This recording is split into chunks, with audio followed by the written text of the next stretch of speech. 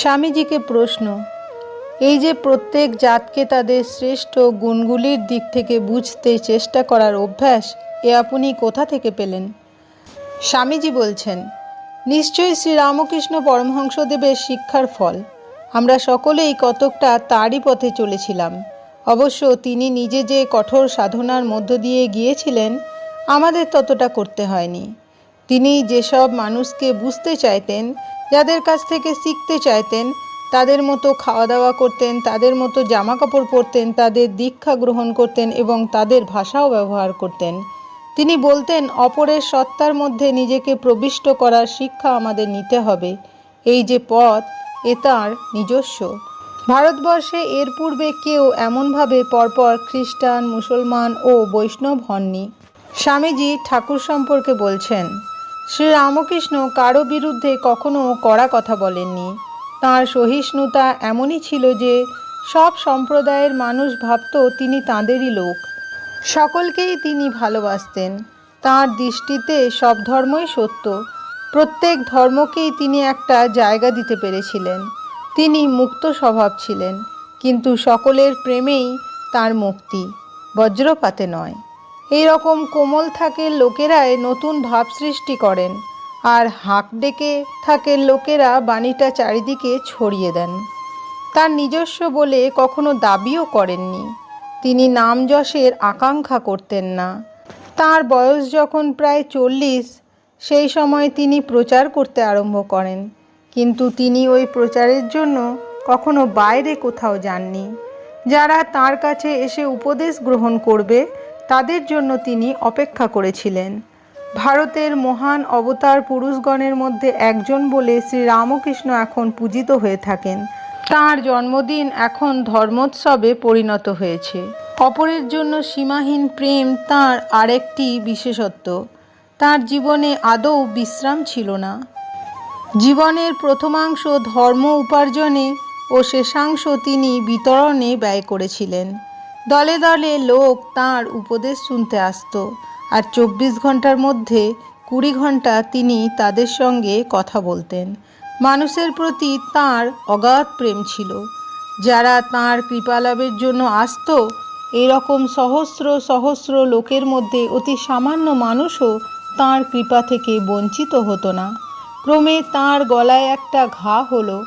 অনেক বুঝিয়েও তাঁর কথা বলা বন্ধ করা গেল না। যখনই তিনি শুনতেন লোকে তাঁকে দেখতে এসেছে, তিনি তাদেরকে তাঁর কাছে আসতে দেওয়ার জন্য আগ্রহ প্রকাশ করতেন। তারা কাছে এলে তাদের সব প্রশ্নের উত্তর দিতেন। যদি কেউ বলতো, এই সব লোকজনের সঙ্গে কথা কইলে আপনার কষ্ট হবে না, তিনি হেসে উত্তর দিতেন, কি দেহের কষ্ট? আমার কত দেহ হলো, কত দেহ গেল। যদি এ দেহটা পরের সেবায় যায়, তবে তো এটা ধন্য হলো। যদি একজন লোকেরও যথার্থ উপকার হয়, সেজন্য আমি হাজার হাজার দেহ দিতে প্রস্তুত আছি। এইভাবে তিনি সবাইকে উপদেশ দিতেন। আর চারিদিকে এই খবর যখন ছড়িয়ে গেল যে তাঁর দেহাবসান সন্নিকট, তখন আরও অনেক বেশি লোক দলে দলে আসতে লাগলো। নিজের স্বাস্থ্যের প্রতি বিন্দুমাত্র লক্ষ্য না রেখে আমাদের গুরুদেব তাদের উপদেশ দিতে লাগলেন। আমরা তাকে বারণ করে প্রতিনিবৃত্ত করতে পারতাম না। অনেক লোক দূর দূরান্তর থেকে আসতো, আর তিনি তাদের প্রশ্নের উত্তর না দিয়ে শান্তি পেতেন না। তিনি বলতেন, যতক্ষণ আমার কথা কইবার শক্তি রয়েছে, ততক্ষণ উপদেশ দেব। তিনি যা বলতেন তাই করতেন।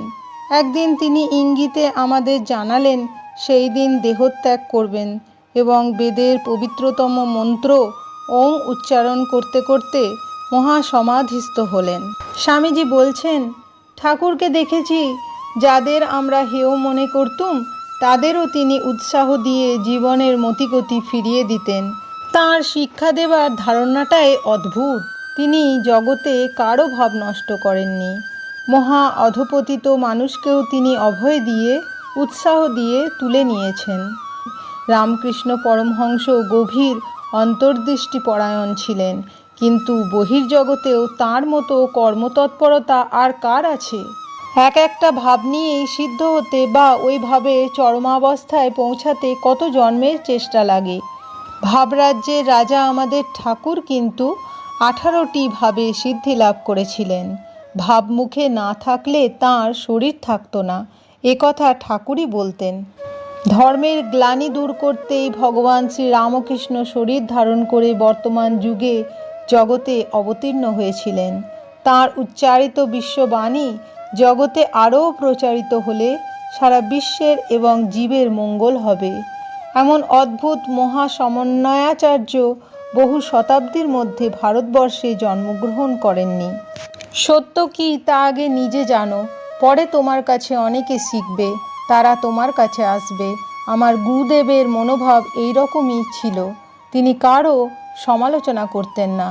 বছরের পর বছর দিনরাত আমি এই মানুষটির সঙ্গে বাস করেছি, কিন্তু কখনো শুনিনি তার জিহ্বা কোনো সম্প্রদায়ের নিন্দাসূচক বাক্য উচ্চারণ করেছে। সকল সম্প্রদায়ের প্রতি তিনি সমভাবে সহানুভূতি সম্পন্ন ছিলেন। তিনি সম্প্রদায়গুলির মধ্যে সামঞ্জস্য দেখতে পেতেন। মানুষ হয় জ্ঞানপ্রবণ, না হয় ভক্তিপ্রবণ, না হয় যোগপ্রবণ, না হয় কর্মপ্রবণ হয়ে থাকে। বিভিন্ন ধর্মে এই বিভিন্ন ভাবসমূহের কোনো না কোনোটির প্রাধান্য দৃষ্ট হয়।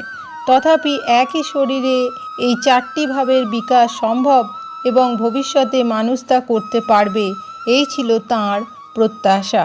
তিনি কারও দোষ দেখতেন না, সকলের মধ্যেই ভালো দেখতেন। বিধাতার ইচ্ছায় আমি যার সঙ্গলাভের সুযোগ পেয়েছিলাম, তিনি একদিকে যেমন ঘোর দ্বৈতবাদী, অপরদিকে তেমনই একনিষ্ঠ অদ্বৈতবাদী। একদিকে যেমন পরম ভক্ত, অপরদিকে তিনি তেমনই পরম জ্ঞানী ছিলেন। এই মানুষটির শিক্ষাতেই আমি অন্ধভাবে ভাষ্যকারদের অনুসরণ না করে স্বাধীনভাবে উপনিষদ ও অন্যান্য শাস্ত্র বুঝতে শিখেছি।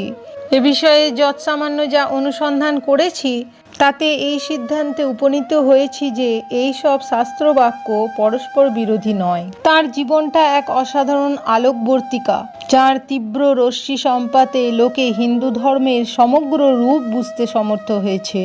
শাস্ত্রে যেসব জ্ঞান মতবাদ রূপে প্রতিষ্ঠিত রয়েছে, তিনি তার মূর্ত দৃষ্টান্ত। ঋষি ও অবতারেরা যে শিক্ষা দিতে চেয়েছিলেন, তিনি নিজের জীবন দিয়ে তা দেখিয়ে গেছেন।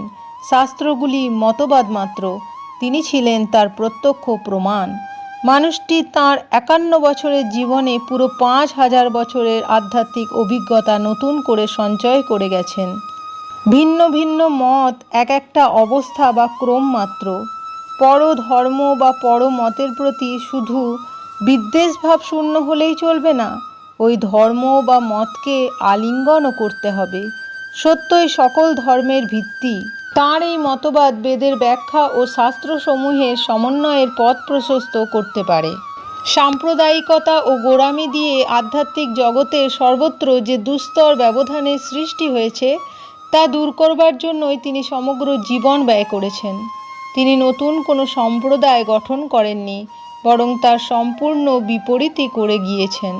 সাধারণ মানুষ স্বাধীন চিন্তাপরায়ণ হোক, এই আশায় তিনি পোষণ করতেন এবং তার জন্যই তিনি প্রাণপণ চেষ্টা করে গিয়েছেন। যাদের শেখাবার কিছু নেই, তারাই শাস্ত্র থেকে এক একটা শব্দ নিয়ে তারই উপর 3 খণ্ড বই লিখতে পারে। সেই শব্দের আদি কী, কে ওই শব্দ প্রথম ব্যবহার করেছিল, তিনি কি খেতেন, কতক্ষণ ঘুমোতেন, এইসব বিষয় নিয়েই কেউ হয়তো আলোচনা করে গেলেন। শ্রীরামকৃষ্ণ একটি গল্প বলতেন। এক আমবাগানে কয়েকজন লোক বেড়াতে গিয়েছিল। বাগানে ঢুকে তারা গুনতে আরম্ভ করলো, কটা আম গাছ, কোন গাছে কত আম, এক একটা ডালে কত পাতা, আমের রং, আকার, প্রকার ইত্যাদি নানাবিধ পাণ্ডিত্যপূর্ণ বিচার চলতে লাগলো। একজন ছিলেন বিচক্ষণ, তিনি এসব গ্রাহ্য না করে আম পাড়তে লাগলেন ও মনের আনন্দে খেতে লাগলেন। আচার্যদেবের কাছ থেকে আমি যা বুঝেছি, মানুষ এই দেহেই সিদ্ধাবস্থা লাভ করতে পারে। তাঁর মুখ থেকে কারও প্রতি অভিশাপ বর্ষিত হয়নি, এমনকি তিনি কারও সমালোচনা পর্যন্ত করতেন না। তাঁর দৃষ্টি জগতে কোনো কিছুকে মন্দ বলে চিহ্নিত করবার শক্তি হারিয়েছিল। কোনো রকম কুচিন্তা করবার সামর্থ্য তিনি হারিয়েছিলেন। ভালো ছাড়া আর কিছু তিনি দেখতেন না।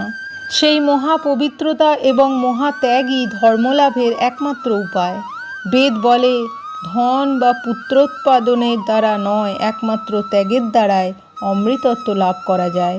বড় বড় আচার্য ও মহাপুরুষগণ সবাই এই কথা বলে গিয়েছেন এবং নিজেদের জীবনে তা পরিণত করেছেন। এই ত্যাগ ছাড়া আধ্যাত্মিকতা লাভের সম্ভাবনা কোথায়? যেখানেই হোক না কেন, সব ধর্মভাবের পিছনেই ত্যাগ রয়েছে।